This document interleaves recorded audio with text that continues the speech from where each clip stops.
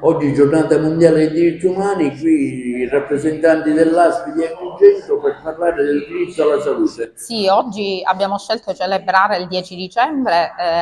accendendo dei riflettori sul diritto alla salute, intesa proprio non come assenza di malattia, ma come benessere psicofisico e mentale dell'individuo. Credo sia molto importante per dei ragazzi dell'età di quelli del nostro liceo,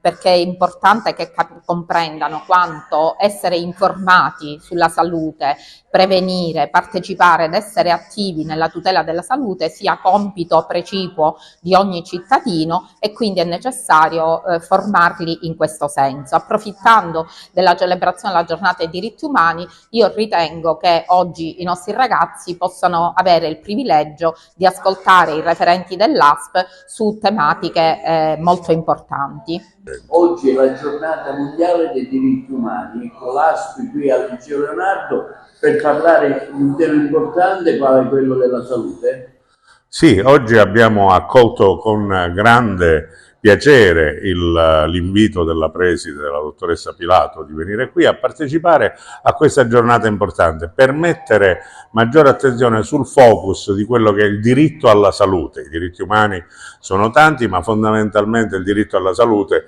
è un diritto che oggi vede l'attenzione particolare dei governanti, del nostro governo, e soprattutto lo viviamo giornalmente con la situazione di questo momento migratorio che abbiamo qua.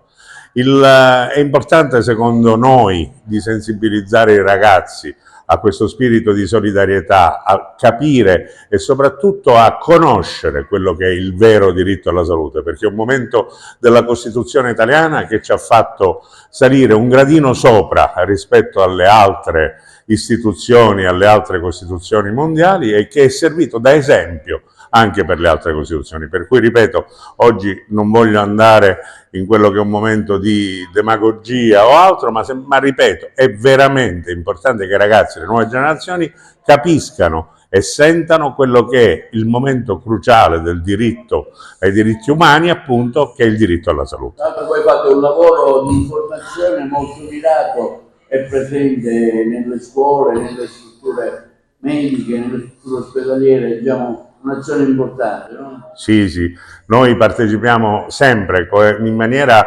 coordinata e continua con tutte le istituzioni scolastiche, con le nostre articolazioni. Fondamentalmente noi lavoriamo moltissimo con i consultori familiari, che danno quella forma di educazione e di conoscenza non solo di quelle che sono le malattie sessualmente trasmissibili, ma anche di quelli che sono i diritti, ancora ritorniamo, dei giovani, delle donne, entriamo in quello che è la tutela